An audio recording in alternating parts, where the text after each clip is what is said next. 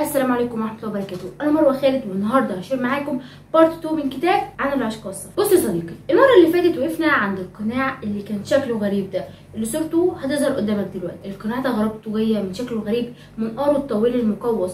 القناع ده كان الزي الرسمي للاطباء وقت ما انتشر مرض الطاعون، وده حصل في القرن ال14 في اوروبا، وكانت البندقيه احد بؤر تفشي المرض ده، وكان بيتسمى بالموت الاسود. كمان كانوا بيلقبوا الاطباء برسل الموت، يعني لقب استغفر الله العظيم.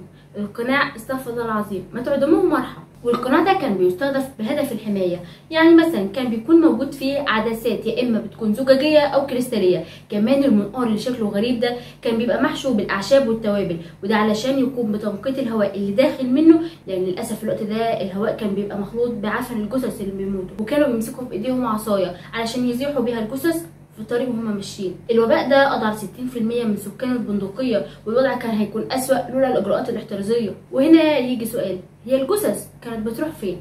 ده بقى هنعرفه في بارت 3، وإيه علاقة جزيرة بوفيليا بجثث مرضى الطاعون.